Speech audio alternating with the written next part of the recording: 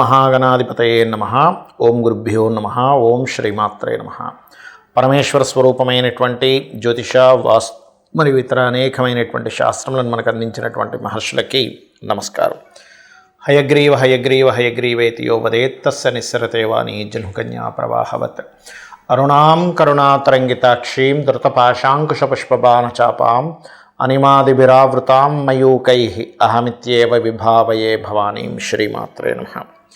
ప్రేక్షకులకి ఆ లలితాంబిక అమ్మవారి యొక్క అనుగ్రహం పరిపూర్ణంగా కలగాలని మనస్ఫూర్తి కోరుకుంటూ మనం ఈరోజు చెప్పుకోబోయే టాపిక్ ఏమిటి అంటే, ముఖ్యంగా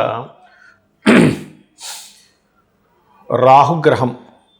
రాహు సర్పగ్రహంగా చెప్తూ ఉంటారు, రాహుకేతువులు ఇద్దరిని కూడా. అందులో ముఖ్యంగా ఈరోజు మనం చెప్పుకునే దాంట్లో రాహువు ప్రతి లగ్నానికి, అదేవిధంగా లగ్నం తెలియని వారి రాశి వారికి ఎక్కడెక్కడ ఉంటాయి, ఎటువంటి ఫలితాలు ఉంటాయి, అందులోని మంచి ఫలితాలు ఎలాంటివి ఉంటాయి, ఇబ్బందికరమైన ఫలితాలు వచ్చినప్పుడు ఎటువంటి పరిహార మార్గం చేసుకోవాలి అనేటువంటి విషయాన్ని ఇప్పుడు మనం తెలుసుకుందాం.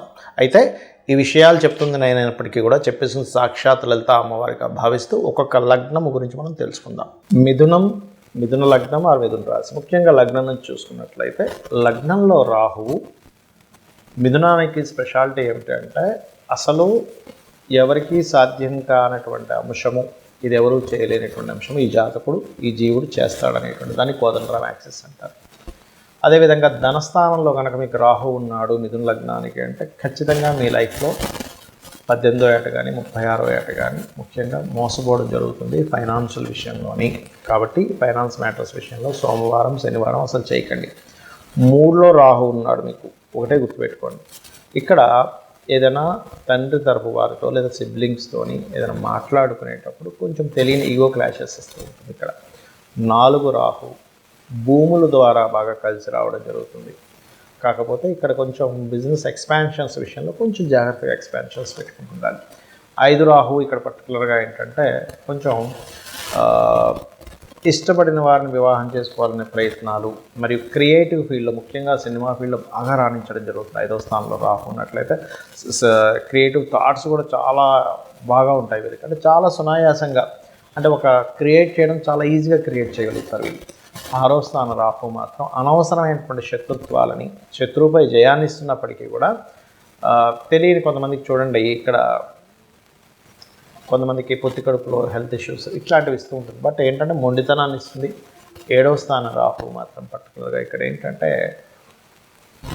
వివాహ సంబంధించినటువంటి విషయాలు కొంతవరకు గురువుని కంట్రోల్ చేస్తూ ఉంటుంది సప్తమంలో ఉండేటువంటి రాహు. కాబట్టి సేమ్ దాంట్లో సేమ్ క్యాస్ట్లో కాకుండా కొంచెం ఇతర క్యాస్ట్లో వివాహం అవ్వడము, అదేవిధంగా కాస్త విదేశీ సంబంధాలు కుదరడం అనేటువంటి జరుగుతుంది.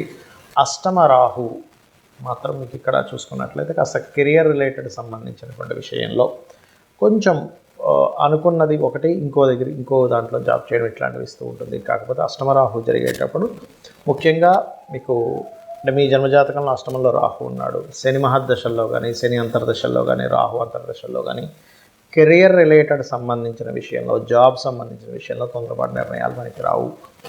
భాగ్యంలో ఉండేటువంటి రాహు పర్టికులర్గా మీకు కాస్త తండ్రి గారికి మీకు ఉండేటువంటి కమ్యూనికేషన్ రిలేటెడ్ సంబంధించినటువంటి విషయాల్లో కొన్ని మనస్పర్ధలు ఇస్తూ ఉంటాడు. అదేవిధంగా పితృదేవత ఆరాధన ఎక్కువగా చేయాలి. 10వ రాహు ఉద్యోగం పర్టికులర్గా మీరు విదేశాలకు వెళ్ళి చేయడం అనేటువంటిది యోగం ఇస్తుంది. కానీ మీరు ఇక్కడ కంటే కూడా బయట దేశాలకు వెళ్తేనే చక్కగా రాణిస్తారు 10వ రాహు ఉండేటువంటి వారు. లాభరాహు మాత్రం తొందరపడి ఏదో ఎక్కువ లాభాలు వస్తాయని వ్యాపారాలు చేయడం, ఎవరినో నమ్మి వ్యాపారం చేయడం మాత్రం తొందరపడి చేయకూడదు. ఎక్కువ ఆశను చూపించి ఇబ్బంది ఇస్తుంది. 12వ స్థానంలో రాహు కూడా విదేశీ యోగాన్ని ఇస్తుంది, అక్కడే స్థిరపడేటువంటి యోగాన్ని ఇస్తుంది. ఇక మీరు చేయవలసిన దేవత ఆరాధన లలితామ్మవారి యొక్క ఆరాధన చేయండి, అన్ని విధాలు బాగుంటుంది. ఇక్కడ రాహువు కేతువు ఛాయాగ్రహాలుగా చెప్పబడింది శాస్త్రంలో. అయితే ఈ ఛాయాగ్రహాలు ముఖ్యంగా జన్మజాతకంలో ఎక్కడైనా స్థితి పొందాయి అంటే, మనం ఫస్ట్ ఆఫ్ ఆల్ మనం అర్థం చేసుకోవాలి ఏంటంటే, మీ లగ్నం నుంచి శుభత్వంగా ఉండేటువంటి ప్లేస్లో మిత్రక్షేత్రంలో ఉందా, శత్రుక్షేత్రంలో ఉందా అనేది ఫస్ట్ చూసుకోండి. అంతేగాని రాహు ఎక్కడుంటే అక్కడ ఖచ్చితంగా పాప ఫలితాలు ఇవ్వాలని రూల్ లేదు, కేతు ఎక్కడుంటే అక్కడ పాప ఫలితాలు ఇవ్వాలని రూల్ లేదు. ఇందులో మరొక విషయం ఏంటంటే, చాలామందికి కాలసర్ప దోషం అన్నది ఎక్కువగా చూసుకుంటూ ఉంటారు. ఒకటే గుర్తుపెట్టుకోండి, కాలసర్ప దోషం అనేటువంటిది కాలానికి సంబంధించింది. అంటే ఈ దేశంలో ఈ ప్రాంతంలో ఇలాంటివి జరుగుతాయని చెప్పడానికి మాత్రం దేశకాల సంబంధించిన వాటిని ఆ దేశానికి ఏ లగ్నం అవుతుంది, ఏ రాశి అవుతుందో చూసుకొని ఈ దేశంలో ఇక్కడ సునామీలు వస్తాయనో, లేకపోతే భూకంపాలు వస్తాయనో, కరువు కాటకాలు ఉంటాయనో, గొడవలు జరుగుతాయనో ఇట్లాంటివి చెప్పడానికి చెప్పారు. కానీ జన్మజాతకాన్ని కాలసర్ప దోషం అప్లై చేయమని ఎక్కడ చెప్పలేదు. సర్పదోషాన్ని మాత్రం అప్లై చేయమని చెప్పారు. అది పర్టికులర్గా మీకు మేష, వృశ్చిక, అదేవిధంగా కర్కాటక, సింహ ఈ రాసుల్లో ఉన్నప్పుడు ఎక్కువగా సర్పదోషం ఎక్కువగా పనిచేస్తూ ఉంటుంది. అది ముఖ్యంగా గుర్తుపెట్టుకోండి. ఎవరికైనా సర్పదోషం ఉంది, ఇప్పుడు మనం ఇప్పటివరకు కొన్ని లగ్నాల గురించి చెప్పుకుంటూ వచ్చాం. ఈ లగ్నం వాళ్ళకైతే ఇది ఈ ప్లేస్లో ఉంటే ఇది అని. కానీ లగ్నము, నక్షత్రము, రాశి ఏమీ తెలియదు. అప్పుడు ఏం చేయాలి అంటే సింపుల్గా మీకు సర్పదోషం ఉంది లేదు అనేటువంటిది సిమ్టమ్స్ ఏమిటి అంటే, ఒకటి విపరీతమైన కోపం వస్తూ ఉంటుంది. చిన్న చిన్న విషయాలకు కోపం రావడం జరుగుతూ ఉంటుంది. సంథింగ్ నెగటివ్ ఎనర్జీ తొందరగా మీకు అట్రాక్ట్ అవుతూ ఉంటుంది సర్పదోషం ఉన్నప్పుడు. అదేవిధంగా స్త్రీలకైతే మిస్క్యారేజ్ అవ్వడము, విదేశాలకి వెళ్ళాలి అనేటువంటి ఒక సంకల్పం తీసుకొని అక్కడికి వెళ్ళిన తర్వాత అక్కడ ఇబ్బంది పడడము, లేనట్లయితే ఇక్కడి నుంచి వెళ్ళేటువంటి ప్రయత్నం చాలా మట్టుకు మీరు ఎన్నిసార్లు ప్రయత్నం చేస్తున్నా ఫెయిల్ అవుతూ ఉండడము. అదేవిధంగా అదే సర్పదోషం కనుక కొన్ని అంటే మీకు మనకి ఇప్పుడు జాతక చక్రం లేదని మాట్లాడుకుంటున్నాం కాబట్టి సప్తమ స్థానం మీద పడితే కనుక ఒక్కొక్కసారి వారికి వివాహ జీవితంలోనే ఇబ్బందులు కలగడం లాంటివి జరుగుతూ ఉంటాయి. కాబట్టి మీరు దీనికి ఏం చేయాలంటే చాలా సింపుల్గా ఎవరికైనా సరే జాతకం తెలిసినా తెలియకపోయినా సర్పదోషం ఉందంటే దాని నివారణ మార్గం ఒకటి కాళహస్తికి వెళ్ళడం. ఆ ఈశ్వరానుగ్రహం, రాహుకేతువులు పూజతో పాటు ముఖ్యంగా అక్కడ ఈశ్వరానుగ్రహం కలగడం వల్ల కాళహస్తికి వెళ్ళిన వాళ్ళకి శుభం కలుగుతుంది, గుర్తుపెట్టుకోండి. రెండవది నవగ్రహాలలో ఛాయాగ్రహాలైనటువంటి రాహుకేతు గ్రహాల దగ్గర దీపారాధన చేయడము.